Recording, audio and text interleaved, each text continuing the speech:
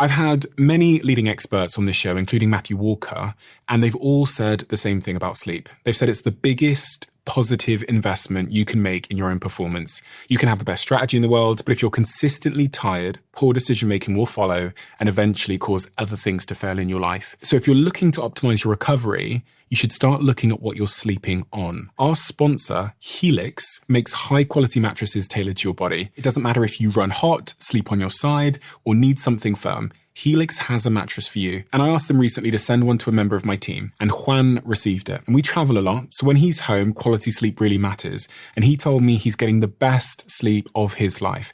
And the data backs it up, with 82% of people in a Helix study saying they saw an increase in their deep sleep. And with a 120-night trial, you've got 4 months to prove it to yourself. You can get 27% off at helixsleep.com/diary. That's helixsleep.com/diary. I love failure. I fail every day. I don't care about it. Just get on with it. You have Pret, and now you've got Itsu. You are absolutely an entrepreneur at heart. As all the fish are going in one way, you suddenly look around and you think, damn it, I'm going to go the other way. When you look back at Pret, a business you ended up selling for $2 billion. I had no idea what I was doing. It wasn't planned. Endless moments of magic, moments of bizarre creativity and confidence. What was motivating you then? I wanted to make a difference. I suddenly found myself with this responsibility to open a restaurant. From that start, we built 76 of them. We started developing it so it could become the future. The absence of both parents. He was quite distant, my father. My mother committed suicide when I was 7. That created a loneliness. To create something new, you've got to put yourself in slightly uncharted territory. Business isn't just business to you, is it? It's not just about the money. No, and it shouldn't be to anyone. I'm far more interested in the relationships with the customer and the staff and the product. I was obsessed by that. Obsessed! It's incredible what people can do. People don't trust them. People don't nurture them because they're too busy being selfish, nurturing themselves. What's the worst crisis you've ever had in your business? I don't even want to go into it. I want to hear it. So without further ado, I'm Stephen Bartlett, and this is The Diary of a CEO. I hope nobody's listening, but if you are, then please keep this to yourself.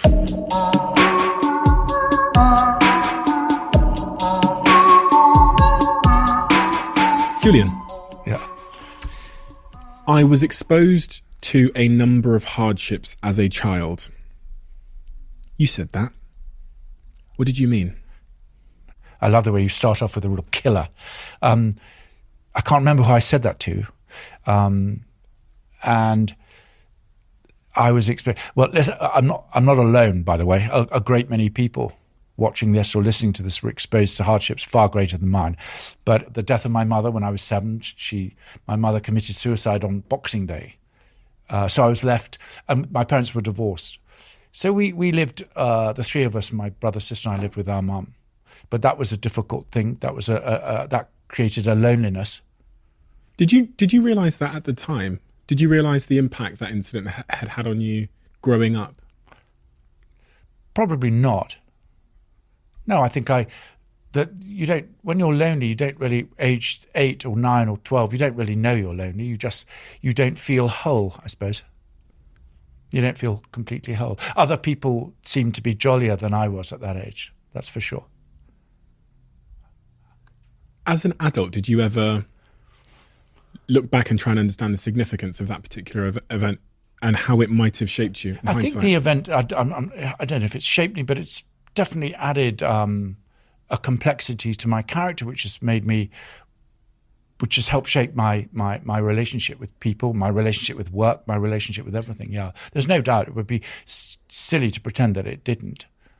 Reminds me of something that I talk about this guy a lot. This guy said to me, he came on this podcast, he was Michael Jordan and Kobe Bryant's trainer, and he talked about how some of the things that happen to us early that are traumatic end up being the cause of our, what he called light side, which is the talent, our brilliance, the thing we become known for. But Yeah. they're also the contributor to our dark side, which can be our complexity, our insecurities, all of those kinds of things. Do you think that event so early on, or any event early on in your life, that particular event, let's focus on that particular event, had a contributing factor to what people would consider to be your brilliance, this incredible career you've had? I think people become obsessive. and they become successful, and they work extremely hard for all kinds of different reasons.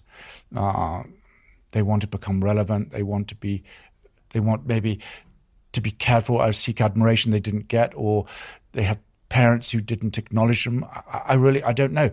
All I know is it must have probably, of course it had some effect on the way I work and the view my life and have lived my life. Yeah. But I think over time, over many years, it's waned as I've kind of developed as a person. I'm nervous about even suggesting that, to be fulfilled and to make change and to really contribute to society, you have to come from a dark place, because I don't think you do. Certainly not as dark as something like that. I think about when I meet a lot of obsessive people, it tends to be the case that something quite extreme had poked them in their life at some point to give them that chip on their shoulder, whether it's Michael Jordan or Kobe, or whether it's Eddie Hearn, and that feeling of living in his father's shadow and the insecurity of that. And these other, the sons of billionaires that I meet who've built big fashion empires, they're very dominant fathers have made them obsessive by convincing them vicariously that they're not good enough, for example. And so that's why I always tend to go in search of understanding where that obsessiveness comes from. You're right too, and there's bound to be a correlation, as you know, from all so many of the people you've interviewed, and you're clearly very empathetic, that you will find a common denominator there. But it's not everything. It's certainly not for a great many people listening or watching who have not faced tragedy or sadness like that. They need to know that it's not an essential part of being able to get on and do extraordinary work. What about your father? My father was he was quite distant. My father, he was kind of old-fashioned. My parents were very, very different. My mother was Ukrainian immigrant and kind of wild and wonderful, and my father was really kind of posh aristocratic Englishman, rather distant and cold. He then made a mistake of marrying someone for a very short period of time when I was about 10, 11. That did not end well for any of us, the three children. So it was not a great time between 7 and 16. It was a messy childhood, I think, filled with problems.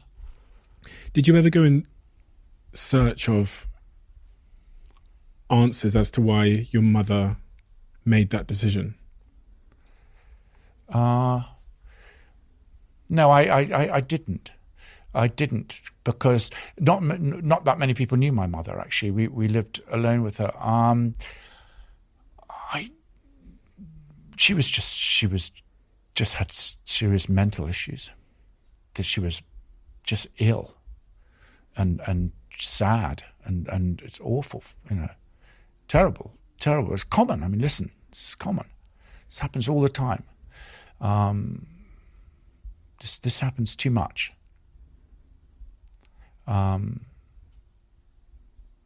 Too much, too common. That distance from the absence of both parents. That's kind of what I've ascertained from what you said so far. There was an absence of both parents to some degree. What I resonate with that for my own reasons. Yeah. My mum was working so hard that she decided to end up sleeping in the shop. So I'm the youngest of 4 as well, and typically what you find, I think, is the youngest one gets treated like the older ones at a certain point, especially if it's a boy. And so by the age of 10, neither of my parents are there when I wake up, and neither of them are there when I go to sleep. On one hand, that gives me great independence. Yeah. It means that I stop going to school. Yeah.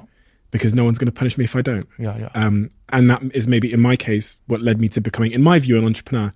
There was a void of responsibility or sort of accountability, which led to independence. So I started selling things and doing what I liked. That made me very bad at following rules later in life, which I think is, I'm going back and connecting the dots in hindsight, but I think that led me to be an entrepreneur. No, I'm sure that's true. That would make complete sense. So both of us have that in common. But then, so do a great many others. In addition to I had a real problem with authority. I went to really old-fashioned schools. I was sent away to schools age 7, and in both cases the schools were really, really old-fashioned and in my opinion, terribly badly run, with all kinds of bad things going on. It was just shocking. So I had a really bad relationship with authority. I felt it completely let me down on every level. I still do, actually. So maybe that's why I branched out on my own early to try and, I just, we're so many of us are let down by people in power and authority, I find. It's sad, it's irritating. It really is irritating, actually. It doesn't matter if it's people who run companies or people in politics or people who run schools. It's just, particularly schools, I think people who are in charge of young children need to nurture them and look after them and help them build their confidence and strength, not put them through a meat grinder. That's what happened in your school? The first private school I went to was just shocking. Yeah, really, really. I don't even want to go into it because it would just upset your view. I want to hear it. No. I'm not going to go there. I refuse to go there, but it was just not a good experience, not a good place. And so that's where I think I learned very, very early on to seriously distrust authority and deeply. And perhaps then realize, okay, you've got to forge your own path and work with people who you trust and people who are worthy of your love and people who give back, rather than people who, climb that ladder into positions of authority. But a great many of us suffer from this. A great many of us are working our asses off for people who don't really support us or appreciate us or want to develop our characters or skills or anything. Commerce is selfish. The people who do well in commerce, if you look at your success, 90% of it is because of your understanding of the way human beings work. It's about giving and taking and giving and thinking long term. That's what really builds success, I think. I really do. I mean, one advantage I had, my father used to spend a lot of time entertaining very, very kind of powerful people, particularly from America. And I realized they were, in the end, mostly just pretty average human beings, but who had achieved a lot. And I started seeing them with all their faults and warts and realizing, wow, to make a difference, it's not impossible. But you need the right structure, and I think so many of us work in a structure which is simply not possible, whether it be politics or fear or our own insecurities or whatever it is. There's just not enough transparency in this world. A great many of us are working with no transparency at all in our place of work. Don't you think? I get the feeling you thrive off transparency. You like it. You face things head on, and you like people around you to face things head on. That's the way to build. It's the only way. Yeah, I've been on a journey. I think when I was a bit more insecure, I think transparency felt like a risk. And then as I've developed in myself and also in my businesses, transparency felt like a great motivator. Yeah. And I actually said to my team, some of which are in the room now, at the start of this month, that every quarter I'm going to show you all the financials of our entire business. Yeah. So you can see everything. And also you're going to see that I've never taken a pound out of this business ever, because I want them to understand, because that's an example of, for me, transparency in a business context being a real big motivator. Then one of the younger girls in the team, when I was in the car one day, turned to me and said, by the way, you doing that completely changed my perception. Yeah. Because I think they thought that, like, I was making this money from doing this podcast or whatever it is, or any of my business, and then taking the money into my pocket from as it comes in. So to show them that I've never taken a penny ever, I think aligns us. Listen, it's transparency and people being open and honest and building trust is by far the most important characteristic ever. For the day I started my work, for the last 40 years, I've now realized it's what you should value and crave more than anything. It's worth everything. Transparency is everything. And so many people work in an environment where simply not there. They're just not used to it. They can't expect it. They can't demand it, and they're not going to get it. And that's bad. Move job, change. You shouldn't work for people who aren't transparent. And transparency is a wonderful thing. It gets honesty, truth. Truth is wonderful. Can you define your definition of what you mean when you're saying transparency? Well, I mean, to keep it really simple, let's stick to the world of commerce.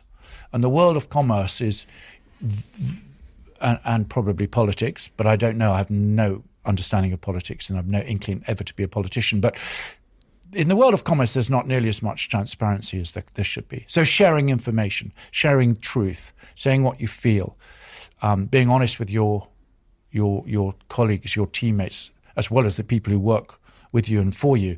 It's just, you can't take that stuff for granted because it doesn't happen in most places. I don't know. You need a collective. You need to. I don't know why. You tell me why. Why do you think 90% of businesses are not nearly as transparent as they should be and could be?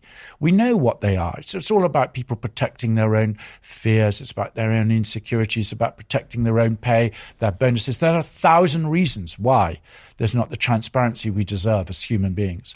Because to achieve the truth, so say like as an example, say I run an organic vegetable store. Yeah. I can, on one hand, go to the extra effort of actually being organic, which means it costs me more. I have to do a bunch of stuff in the supply chain, whatever. Or I can say I am and get the same return. Exactly. 2 decades ago, it would be very hard for you to find out I was lying because the world wasn't connected with the internet. There was no glass doors, social media, tweeting, instantaneous communication. So I think the world of business grew in a black box approach where your PR, your marketing, your messaging was painted out on the outside of your business by the marketing director. We're now in a glass box world where everybody can see inside and they can talk with someone in Australia in a second. Yeah.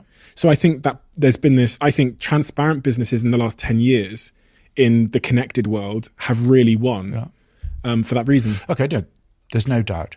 It's much harder to lie with regard to your consumers. These days. No question. Yeah. But I'm more interested in the lies, the deceit, and the lack of transparency and the darkness with the relationships people have with their employees and their employer, where a great deal of stuff is never said. Like what? Well, I mean, how many people, what is the percentage of people who wake up on a Monday morning and want to go to work? I mean, it's frighteningly small. Yeah. Why do you think that is?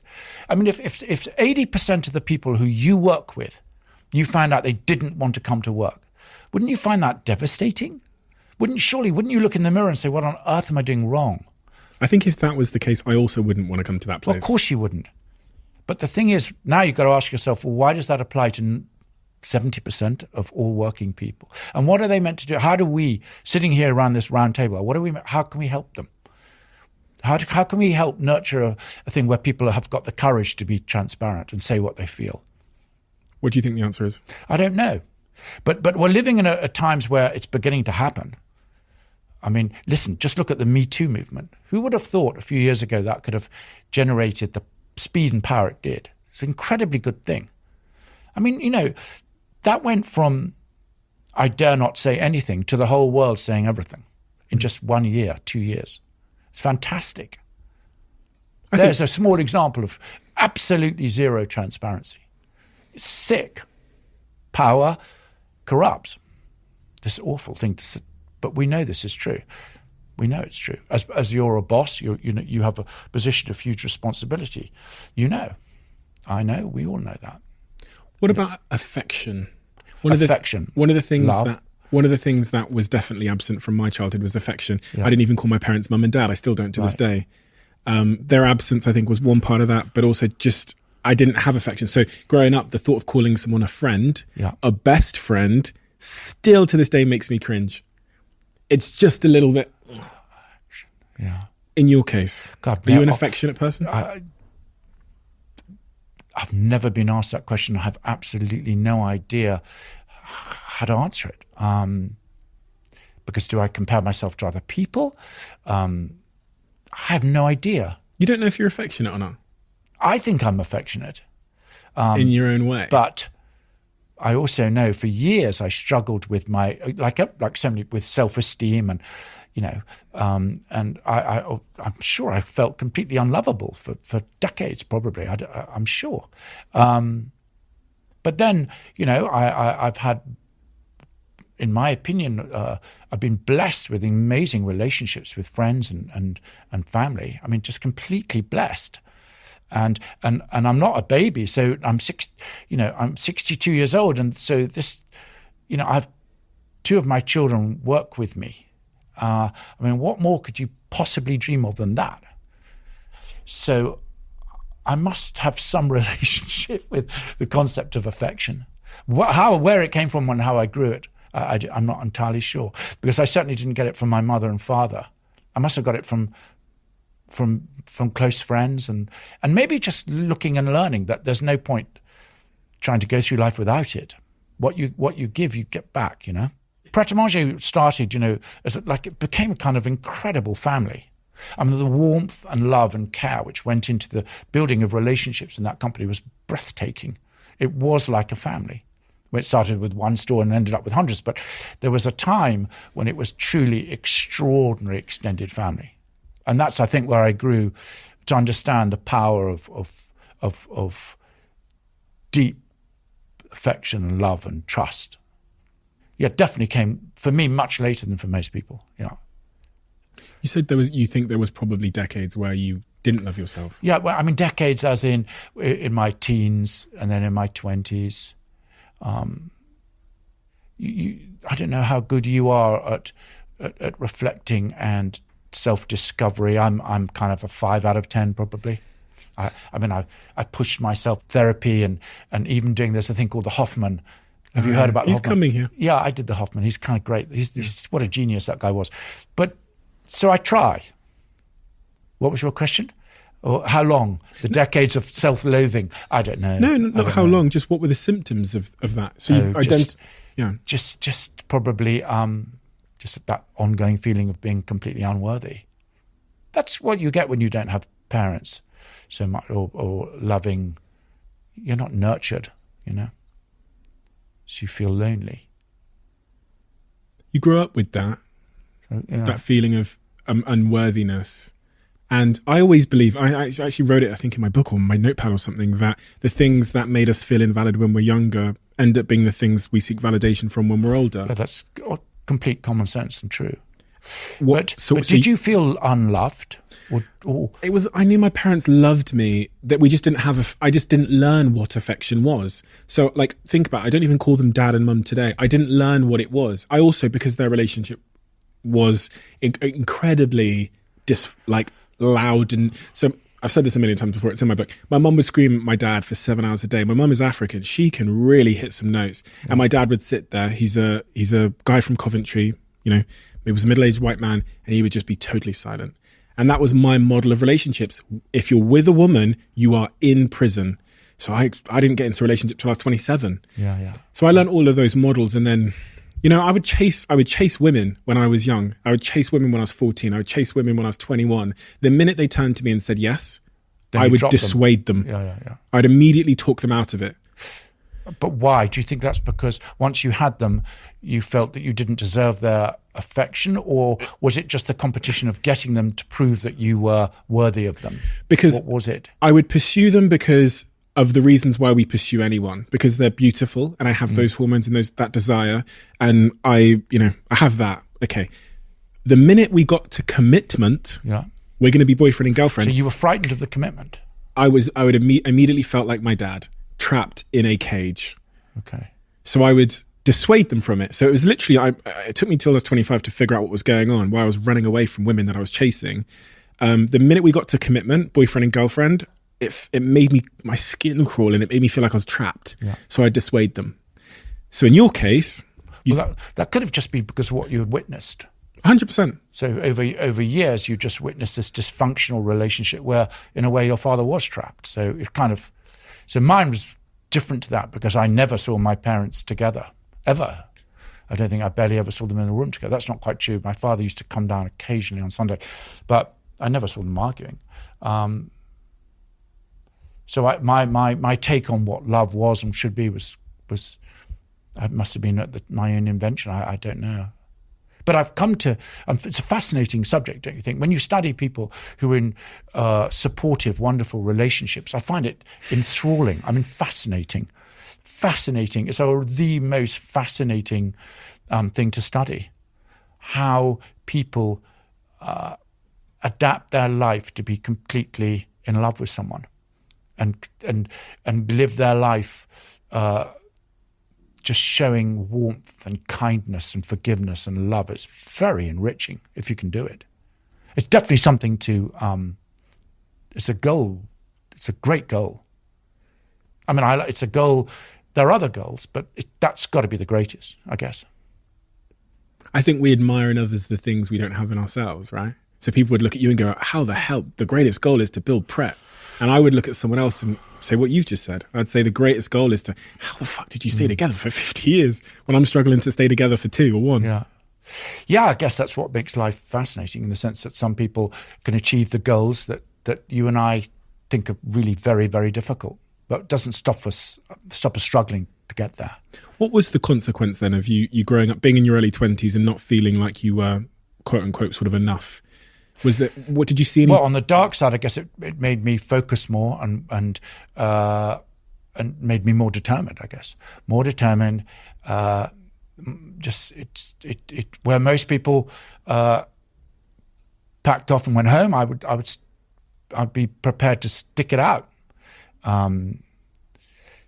But you can't. I had an interesting conversation with someone the other day about the use of this expression "hard work." He said it's not hard work. It's not. It's a great many people work very, very hard, and they don't succeed. It's not that. It's about the evidence. It's about, can you make change? Are you getting better? Is your product better? Is your service better? Is your relationship with the people you work with, is it better? It's about proof. It's about real facts. It's not just hard work. Hard work, we just use that expression. I work really hard. I know a lot of people who work really, really hard, but they don't work in the focused way that you and I work. So it's worth kind of thinking, well, what is the difference between them and us? What is it? And if we have to guide anyone, if they already are in a rich, wonderful relationship and they want to run a company, their own company, they want to be self-employed, how can we guide them? What is it that we have that they don't? And would we swap their wonderful, rich, incredible relationship to have another 500 employees? I'm not sure. I think you can have both. Oh, that's what that's my goal. I'm determined to have both. Determined to have both. Don't have to have one without the other. It's not true. I mean, it's hard to have both. But come on, it's got to be worth aiming for, isn't it? Do you have both now? Yeah. Not in full, because my career is only half there, and I'm not running out of steam, but it's so annoying I'm running out of time. And my relationship with I have 7 kids. I've got 4 stepkids, 3 of mine. I've got, how long have we been together? 15 years, Brooke and I. I mean, yeah, I'm bloody lucky. I'm really fortunate. I think I picked really well. I'm bloody lucky with that. But I mean, I could blow it, I guess. But I'm going to do my damnedest not to. When you look back at starting Pret, we're talking about what's driving you there. Was there any epiphanies around what was really driving you on that day when someone first came along and said they were going to buy your company? Because for me, I thought I was being driven by money until someone offered me it. And then I thought, oh, God, there must be something else motivating me here. I don't know about that myself. I've often wondered, did money and the pursuit of money ever drive me? I don't think so. Because I think I saw enough people when I was young with a lot of money who were absolutely miserable and dysfunctional and miserable. Actually, my mother had a lot of money and obviously lost it all and died. So there, I had a very good example of someone with a huge amount of money who had nothing. Well, I didn't. We didn't inherit any of her money, but she was. It was a good example of someone who was miserable with money. Money doesn't. It's awful. When people like you and I say, oh, money doesn't make you happy, it's nothing more irritating than a statement like that, when a great many people don't have a large cash reserves in their bank account. But the fact is, we both know that it doesn't. What was motivating you then? Well, I think I wanted to make a difference. I wanted to be relevant. I wanted to be loved, admired. I wanted to do something interesting and great. I wanted people to look at me and think, wow, this guy's serious. He's onto something. He matters.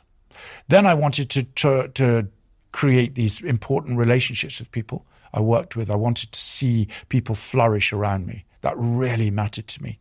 I wanted to try and wipe away some of that pain. I wanted that. And then deep down, I really love and passionately the creative process of what I did. So the design and the food and the taste and the look and the feel and breaking down every barrier, which I just, as far as I only kind of saw opportunity. You have to be very resourceful and determined in my particular business, because it's, as we were saying before, and it's basic. If you want to sell the best cake in the world at the best price, you've got to be damn resourceful.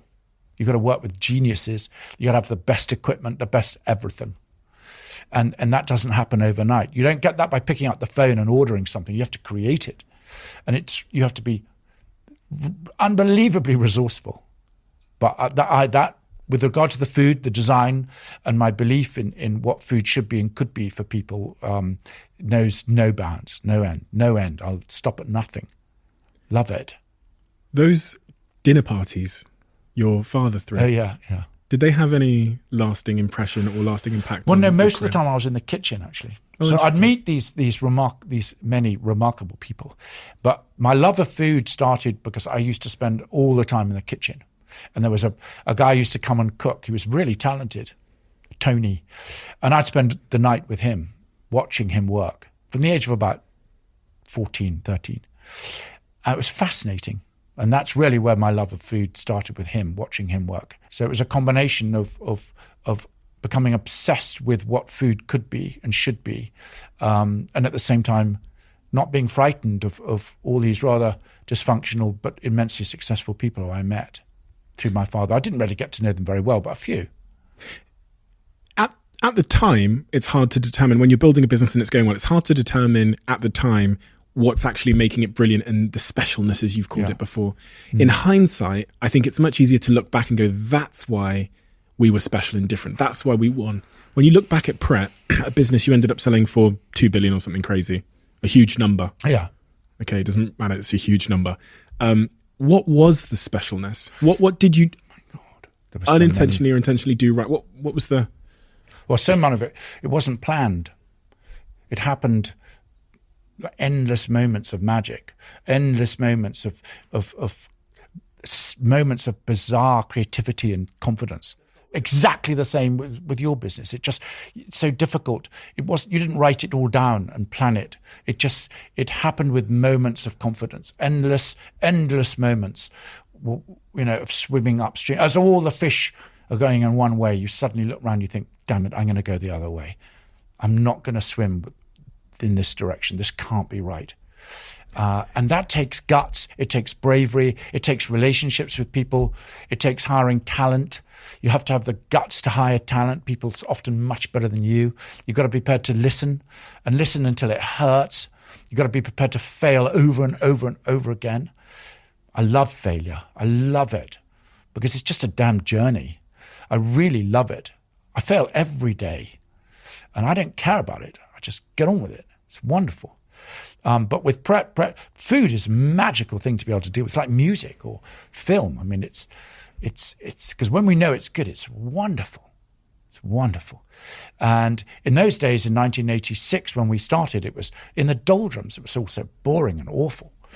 So it was just a question of, but Pret wasn't just built with food. It was built with a combination. It was kind of built with magic approach to the respect and love and obsession about creating pride and trust with the team, with the employees. I was obsessed by that actually. How important was it for you that you were naive? Because I think naive... it was very important. I had no idea what I was doing. None. Why was that important? I have no idea what I'm doing most of the time, actually, because I spend my life casting myself out into Neverland. I don't know what I'm doing half the time. But you learn, you listen, you talk, you speak to the right people, and you learn. Because to create something new, you've got to put yourself in slightly uncharted territory, and then you've got to be prepared to fail many, many times and keep going. That's all. Pret was just a series of hundreds of failures. That's all it was. Moments of failure, and then moments of glory, moments of wonderful moments of bravery. Yeah, that was it. Like, you know exactly what I'm talking about. It's moments, endless moments, where a light goes on, you think, okay, I'm going to take that risk. I'm going to do it. It feels right. Something in your heart says go for it. Could be working with people, promoting people, or giving them extraordinary opportunity, or developing something which no one's ever eaten before, or I don't know, hundreds of different things.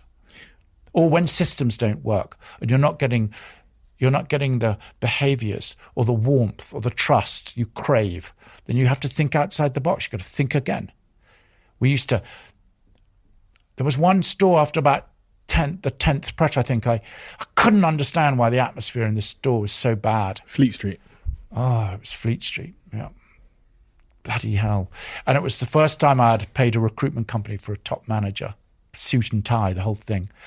And yeah, it's true. I met this girl who I recognized who worked in the store, a young, scruffy girl on the tube on the way home. She burst into tears. And she said, I'm leaving on Monday.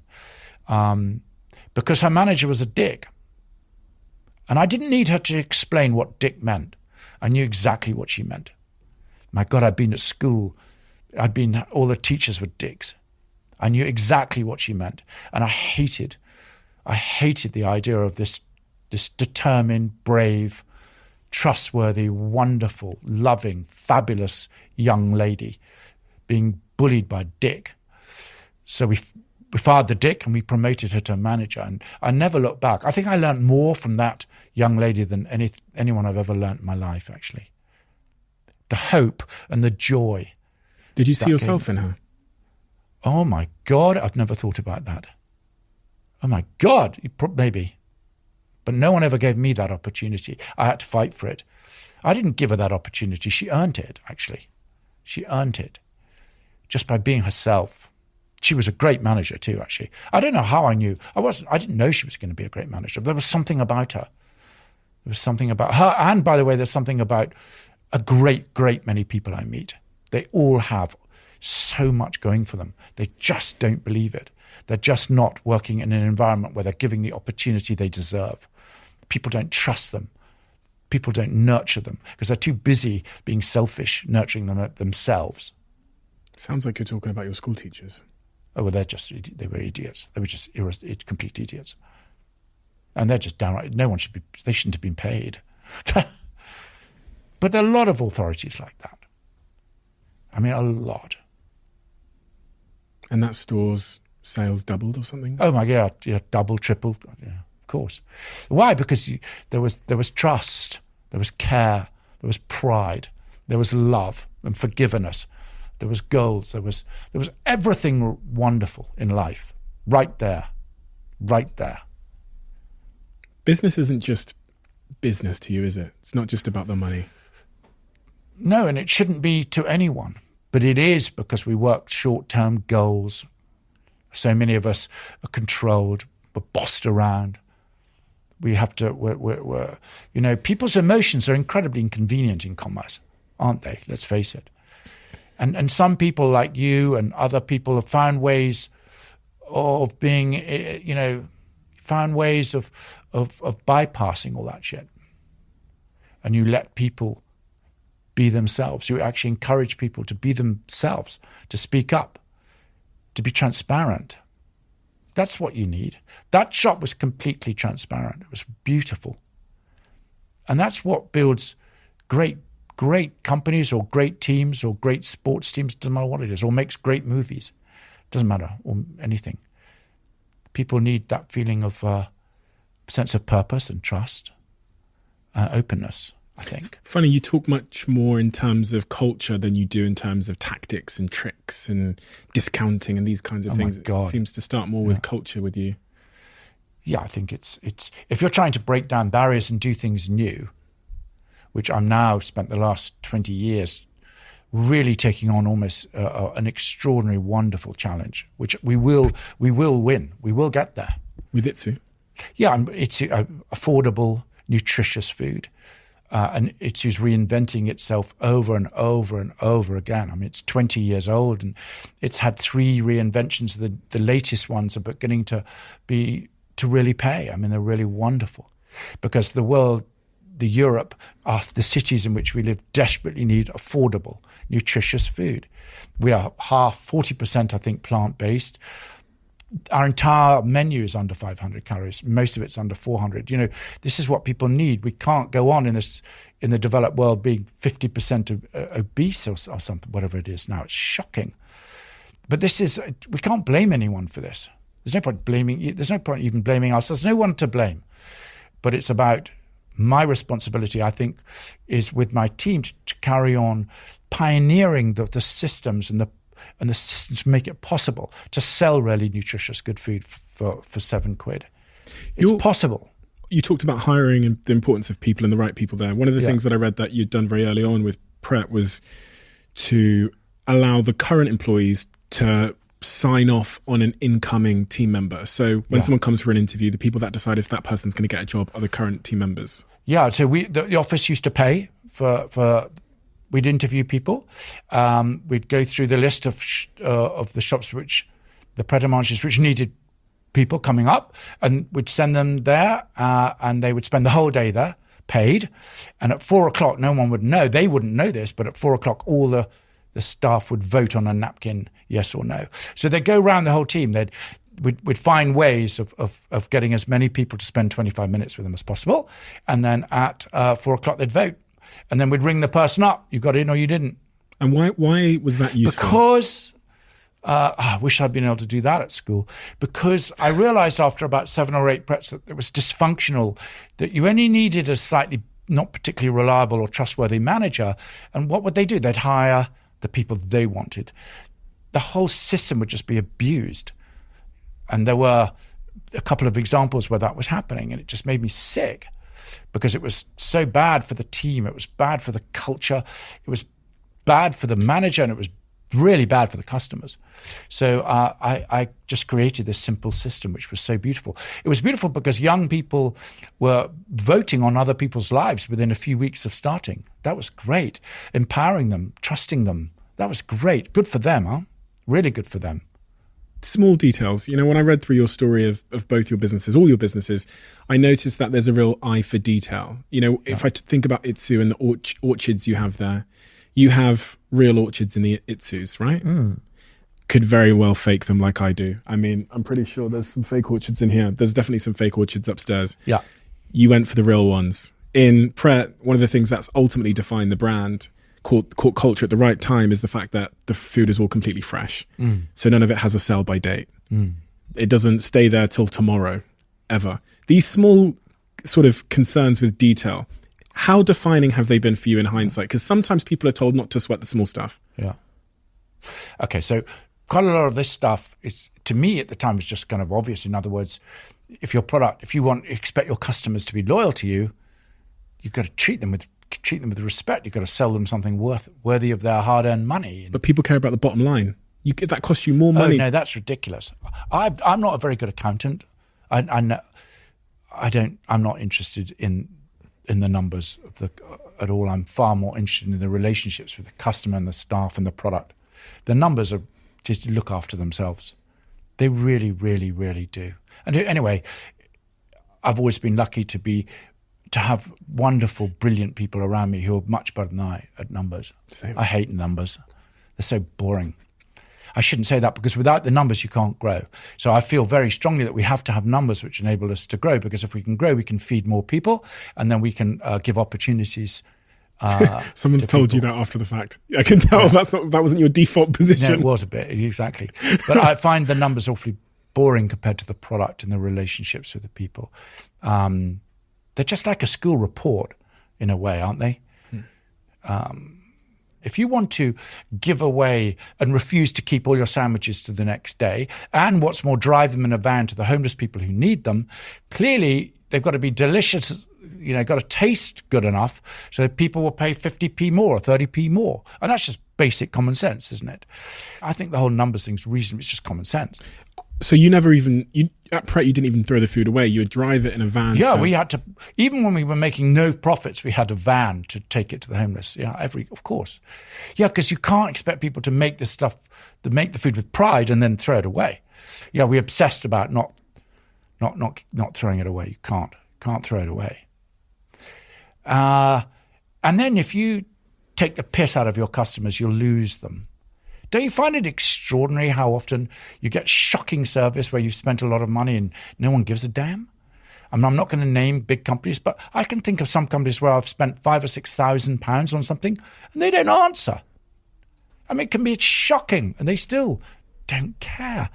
Oh my God, I will answer every customer now, today. If customers write to me, I'll answer them before I go to bed. No question. At Pret, the other thing that was I remember hearing about and thinking, oh, that's cool and different, is 1 in every 100 coffees or something you would give away to... No, it wasn't that. No, it was much more than that. It was like... Was it? Okay, so we didn't have a loyalty scheme for years and years and years because we couldn't quite know what to do and I couldn't... But what I realised is very, very early on, I think in Pret number 12 or something, we said, I know that what we'll do is we'll encourage everyone who works there to give whatever they want away to whoever they want to. It was wonderful. We used to do these things called buddy days, where the whole office everyone had a buddy shop, and my buddy shop was Oxford. But you could give away 5 or 6 or 10 products every single day to anyone, a regular customer, someone who had a long face, someone you fancied. It just didn't matter. Because when you do good stuff, it always comes back. You get it back. You've got to think long term. And so this was a good example of where we begged everyone who worked for us, just be kind, give it away. They exceed the expectations of customers. They'll come back. And you know what? Shall I tell you the most extraordinary thing? Some of the most profitable shops, short term, we found weren't giving anything away. So the manager was saying to us, no giveaways, no giveaways. Because their profit margin was better. So we introduced a button on the till called the Joy of Pret. I didn't do this, Clive did this. He introduced a system whereby at the press of a button on the computer could tell us every single store which wasn't giving away enough. Because when you gave something away, you registered on the till as a giveaway. So we quickly found out all the managers who were running their businesses too tight. They were being a bit mean. They thought they were doing a good job by delivering more profit. What they didn't realize is, no, to do a great job, you need to build a long-term relationship with your staff and your customers. So give them a coffee, give them a croissant, just do it. Do you have any evidence numerically to support that worked? No, none, 0. And everyone used to come in, professionals and consultants, just say, this is ridiculous. What are you doing? Your loyalty scheme is a joke. And what can you say? Just, no, fuck off. Fuck off. It works great. But it can't, different. It works great, but you can't prove it. Can't That's prove the typical CEO thing. It's like trying to explain it to a CFO. It's just like, just believe. Just believe it, yeah. The only reason we're sitting here now, you and I, is because multiple times we've just made decisions like this. Half the time we've had to pretend to people we work with we know what we're talking about, when in fact we have complete no idea. But if it feels right and you think long term, you do it. You just persuade them. You pretend you know. You justify it in hindsight. Yeah, of course. You find some study. Or just say, look, let's try it. And then they say, no. And then finally you say, we're going to try it. Yeah. I wonder sometimes about how, in your story and in my story, how our traumas and how our experiences with authority or with our parents or with shitty corporate jobs we had ended up shaping the decisions we made in our businesses and defining us. Because that's why I referenced naivety. Not knowing the correct answers, and in some cases having a problem with rules and authority, end up creating a more modern culture that... I think so. Yeah. I'm sure. I see it over and over again. I bet you all the crap we went through definitely helped us break through and just do things differently. It must do. Yeah. When you know something doesn't work, why not just try something else? That's why founder-led businesses, even, you think about Steve Jobs' perspective on the world to remove that keyboard and to do those small decisions that they made. Maybe it was driven by ego, insecurity, or whatever, but for some reason it gives people courage of their convictions to create new things. Yeah, of course it does. New ways. And also a never-ending pursuit for the better detail, to make something better. And it's endless. That's the thing about the food business. It is truly endless. Why did I read that you don't like ambitious managers in your business? I read that you like slow and beautiful growth. Very ambitious people are a pain in the ass. Often very ambitious people, often, not always, but often are very short term. And they're really hiding all their crap for their own personal gain, which I understand. They've got their own goals, they've got their own desires, they've got their own dreams of their own house, this car, this house, this school, this whatever the hell it is. But that can be incredibly destructive to someone like myself and my team and an organization, which I take a 30-year view to everything I do. I really do, 30 years, which must drive some people I work with up the wall, but I really like to think 30 years. 30 years, must be. And if you get someone who's very powerful in your business who's thinking 3 years, well, I mean, look at that. And that's quite common in commerce, as you know. So they can move mountains, but then the mountains crumble. That's boring. It's a waste of everyone's energy and passion and love and everything. In May 2018, you sold your final stake in Pret. Yeah. Why? Because I wasn't asked. I had no choice. The new owners of Pret a Manger have nothing to do with me. I've met them once for 5 minutes. They probably think I'm an absolute idiot. I've never met them. They have no interest in working with me. That's their choice. It's completely, that's their choice. I hope it works for them. So you own the business with your co-founder, and then it's a long story. Pret started in '86, and I'm trying to understand. I brought a founder in who I met at college, who was much cleverer than me, much more disciplined than me, and I had this really strong vision of wanting to do this. But I knew I was smart enough back then to know I needed someone who was respectful of numbers and discipline and the law. So I said to him, look, if you leave your job, I'll give you half this company. And he did. He was brave. He had a good job, and he left his job. And I think probably in the end, after about 15 years, we'd become immensely successful, the two of us. And he wanted to retire. I think the pace, my endless, never-ending pushing on the vision of what this could be probably drove him mental. But he was smart. He retired. He works a bit now, but he kind of retired completely, which I respect completely. That was his choice. Did it suck at the time when Sinclair told you that he was going to retire? No. I rather admired him. I could never do that. I really admire people who are able to take control of their life like that. I can't. Are you being dragged? What's that mean, being dragged? Yeah, so take control of their life like that. So No, I promise you, I think people who are able to take control, and I'm going to go walking in the bloody jungle for 6 months. I have nothing but admiration for people who can do that. So that's why I ask if you're being dragged, because like we said earlier, you're admiring something that you don't have yourself. Yeah, I right? don't have it. I'm so too. You don't have control of your life. I do have control of my life because I definitely make the choice to do what I do. But you couldn't stop. And I love it. I'm happiest creating. There's no question. I'm completely in love with what I do. I love it. I really enjoy it. That may sound weird, but it's the truth. I love it. I don't want to be walking in the jungle. I love doing what I'm doing every day. I've just had a food meeting now. It was fantastic. We've cracked something we've been working on for a year. We cracked it today. It's incredible. And millions of people will eat this thing in a year from now. And it's because of our relentless passion and hard work to get this thing right. And today, I think we cracked it. And that's wonderful. And then earlier this morning, we cracked a bit of design, which was incredible. I really enjoy it. So I don't want to be in the jungle. He did. He wanted to retire, and I respect that. But it left me in the ship because we didn't have any paperwork between us. And suddenly, different kinds of people came into the business. And they were much more formal, and some of the joy went out of it. Did he sell his stake at that point? Yeah, he sold a chunk of it. But it really changed. It became professional. And then private equity came in. I mean, we had a very good private equity company, a UK one. They were fine. They were very honourable, decent people.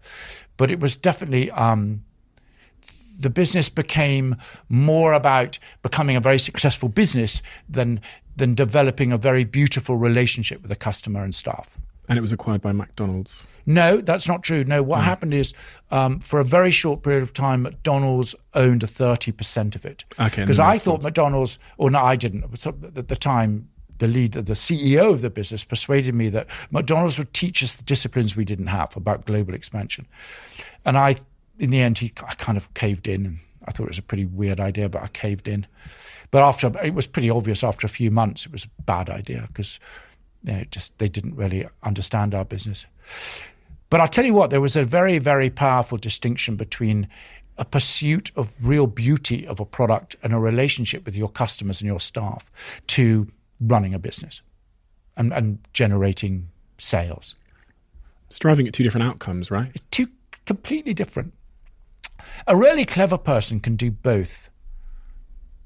And we did do both. The business was then run by a friend of mine I still work with now, I have huge respect for, and he did a great job. But in the end, the business was then, of course, sold in 2001. Was it 18? 18. Yeah. And will the business continue to thrive? I don't know. I hope so. I just honestly don't know. But they certainly don't want anything to do with me. Are you disappointed in the way the business is no, going? I'm not disappointed. But do you ever walk in there and go, because I know I did when I left my company. When I resigned, my company had gone public, and I remember seeing things they're doing and seeing the office and hearing this story and thinking, oh, fuck, they've lost the specialness. No. I think on the whole, for years, the relationship between the company and its members of staff has been wonderful. So I'm often inspired by that. And I never think that. No. You never walked in and gone, oh, if I was still running this thing. I don't really. What I think, I sometimes go in and think, wow, I wonder what that could be.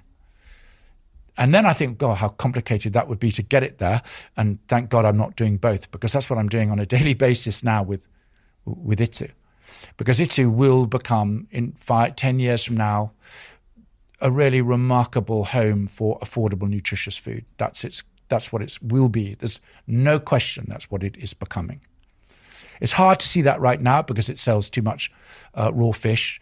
30% of our sales are a product which it used to be 90%. It's now down to 50, I think, or something. But we're changing and developing all the time now, getting faster and faster at the reinvention of the company. I couldn't quite figure out where the crossover happened between Itsu and Pret. Well, 97, the first Itsu opened. While you were still the owner I was of at Pret, and we had a supplier, a wonderful, the head of marketing at the Japanese center was a young Japanese woman. And she said to me, I said to her, why are you working for this terribly boring company? Why don't you open a Japanese restaurant, which is affordable? Because in those days, Japanese restaurants were really stuck up, really expensive, really boring. And she said to me, okay, I'll leave my job if you pay for it.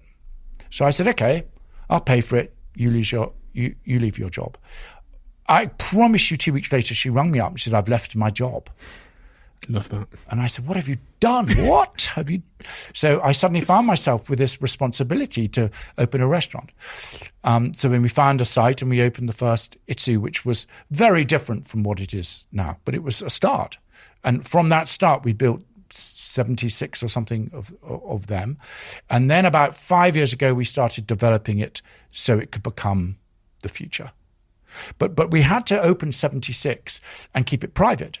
It was a 100% private company. I never, ever again wanted to end up in a situation where I owned a minority where the business would take over.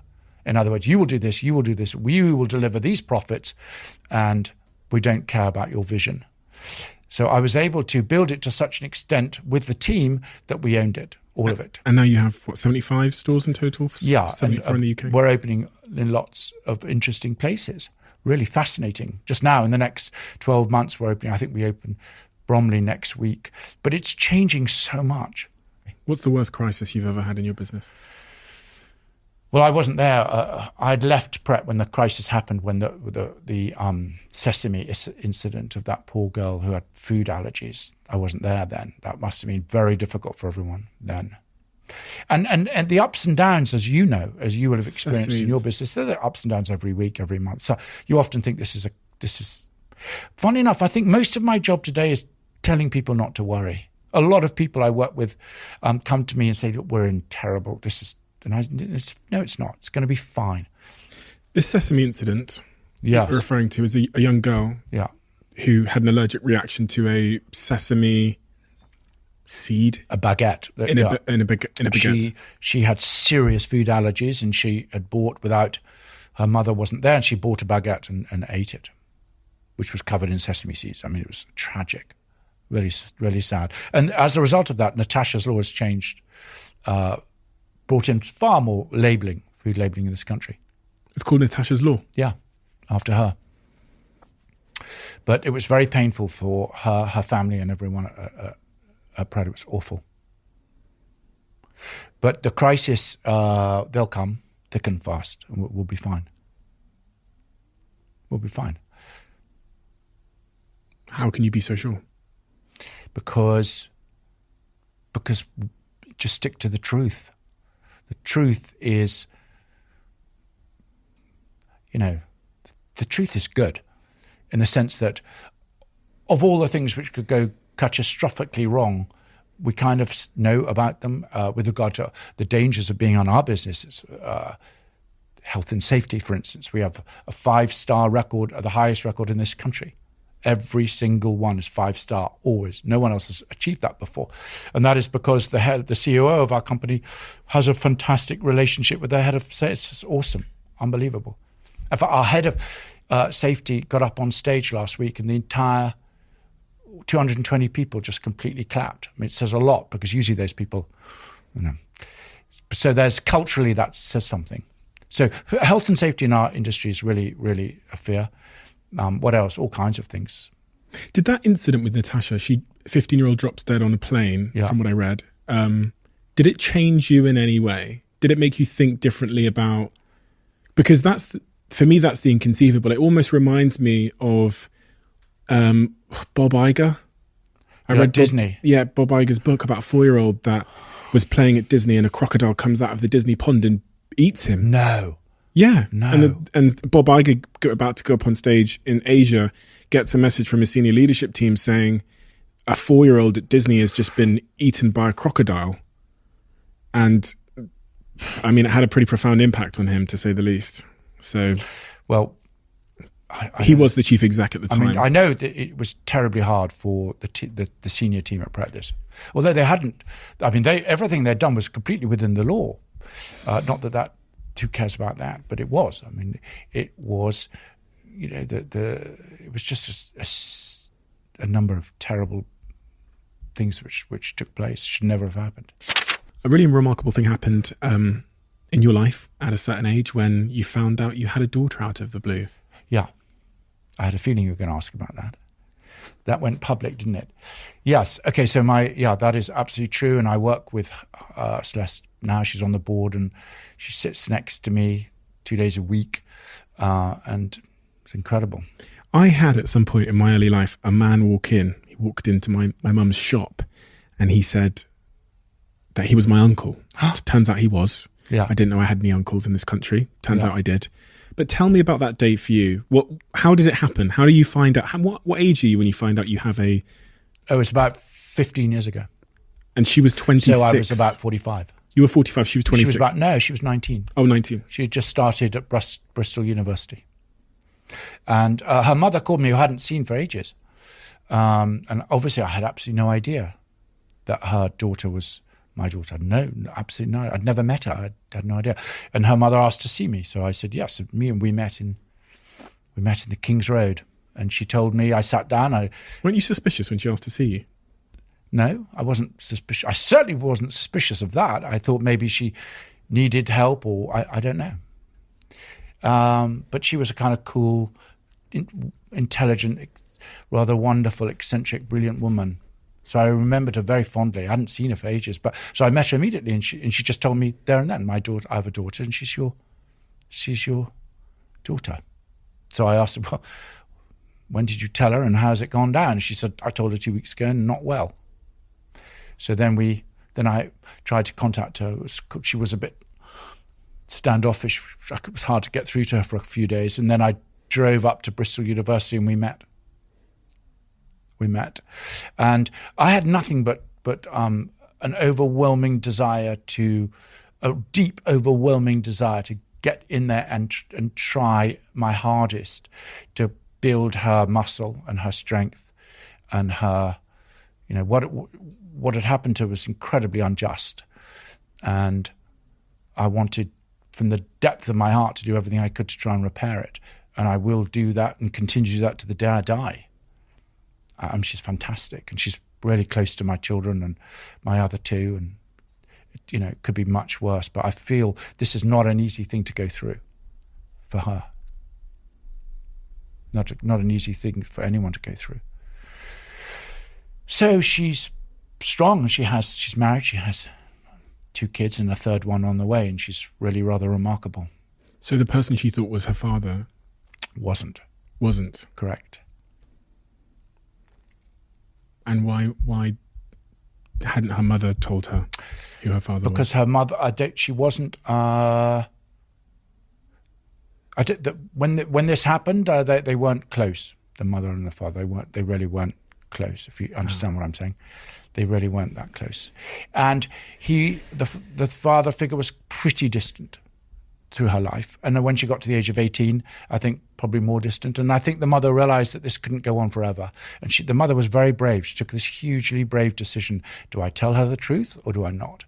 I have nothing but respect and absolute admiration for the mother having the courage to tell her daughter the truth. It must have been agony all round. But she did the right thing. What was it like arriving to Bristol University that day? Oh, what's it like when when a child's yours? I can assure you, immediately. You just know. So it was lovely. It was lovely. I was really, funny enough, things like that you would have thought would be completely, totally crushing for someone who wasn't that well equipped to deal with that sort of shit. But actually, I found it really, really, really enriching. And the way my 2 boys embraced her was incredible.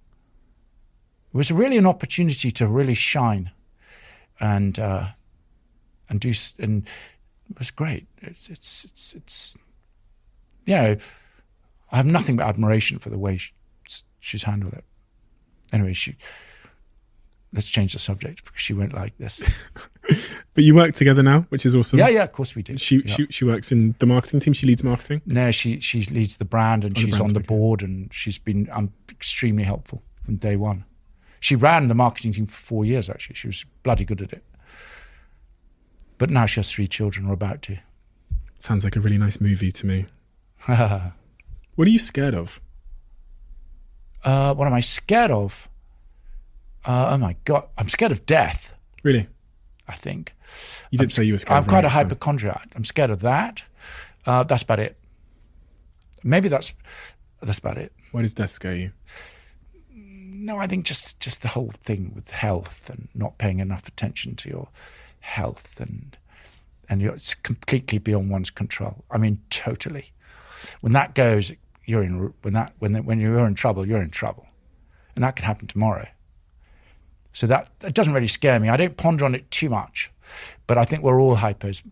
Misha, my son's a hypo. My wife, Brooke, is not a hypo.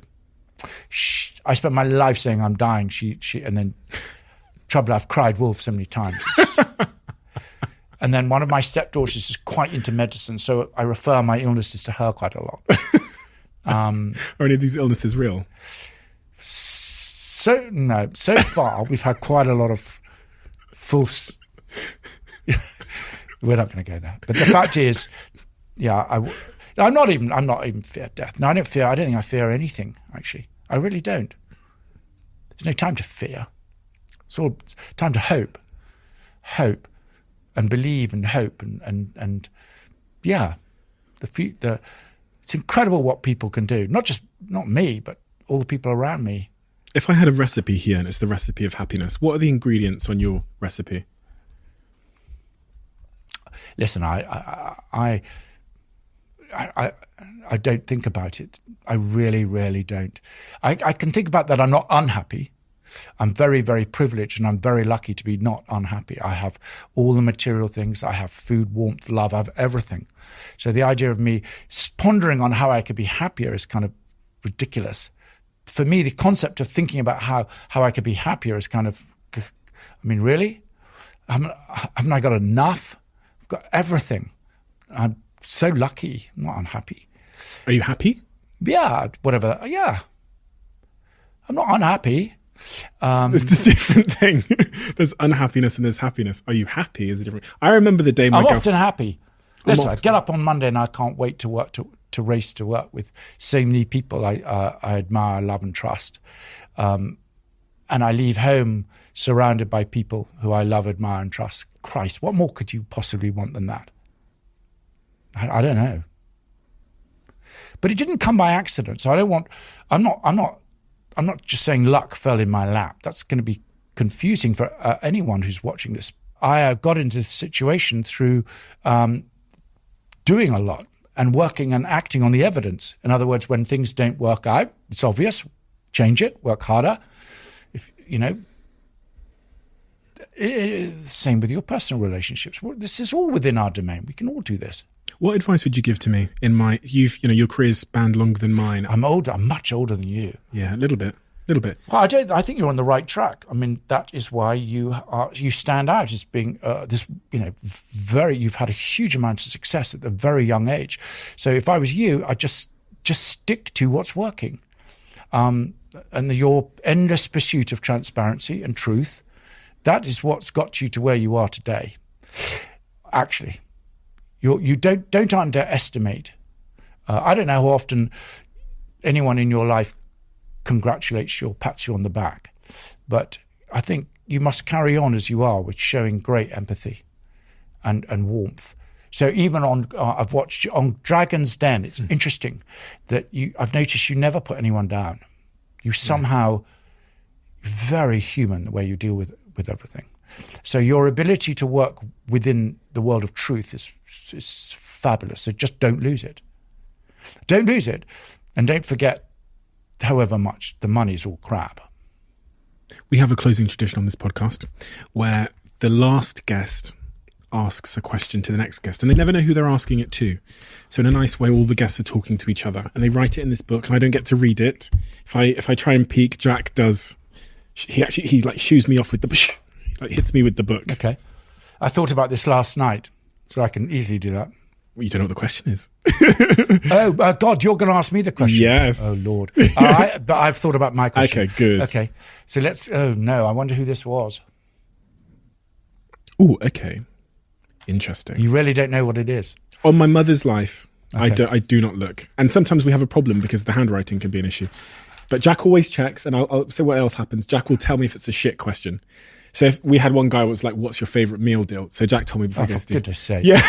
After this, so Jack was like, Steve, the question's shit. I was like, oh, fuck. But it only happens once in a while.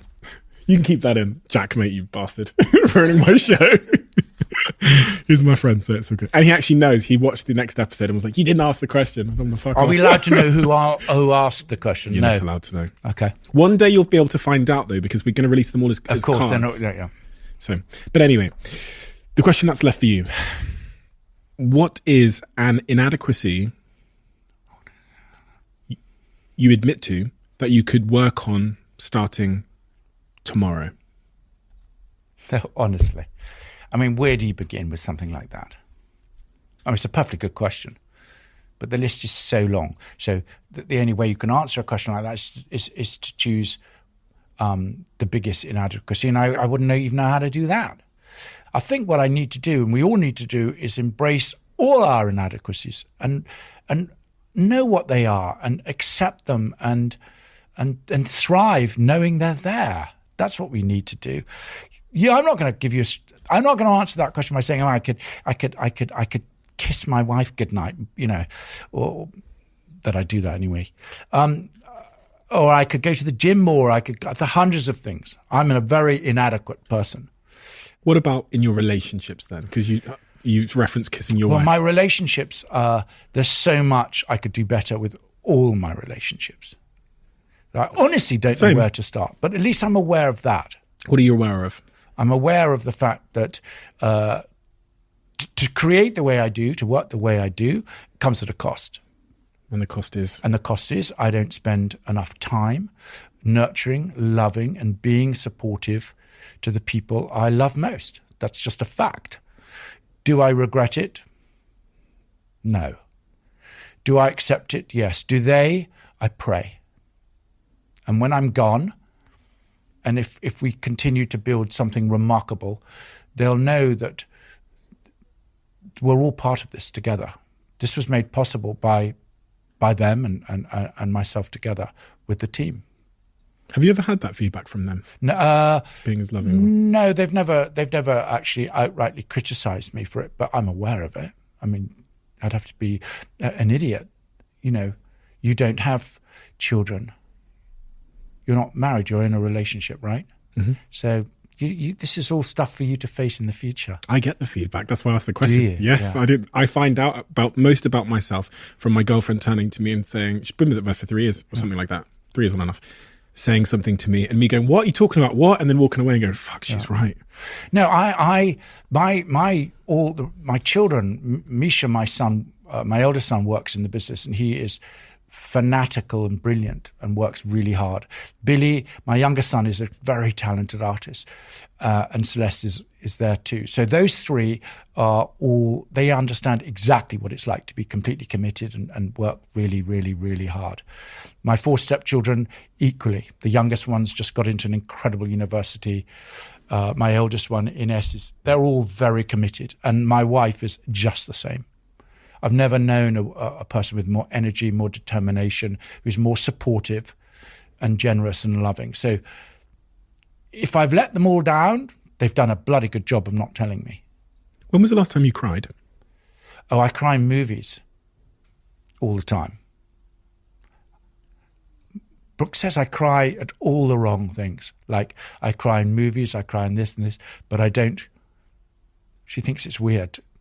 She thinks it's really weird to cry in, The Voice or something. I don't think it is. It makes me really moved. What about it makes you moved? Well, when you see a young, terrified person come on and perform way beyond their expectations and do a remarkable job, particularly when they're young and they have no confidence, but they're just remarkable. Just people who dare take a huge risk. Don't you find it? It's just so incredible. The way people dare take a risk. It's what we all need to do. It's what everyone listening and watching needs to do more. Seek transparency, take a risk, say it, do it. Just go for it. And you can do more than you think, and you can say more than you do. So do it. Julian, thank you. It's You're been welcome. Absolutely fascinating, amazing, inspiring conversation. Your personality is just so engaging. And thank you. I feel like I'm getting the truth, which is really, really phenomenal. When you, as a speaker, especially in the medium of a podcast, the passion you have in everything you're saying is so captivating. It really, really is captivating. And I can imagine, now I understand the business. And it's funny that now, having met you and asked you these questions and sat here with you, I understand the love and the passion and the attention to detail and the care for the people.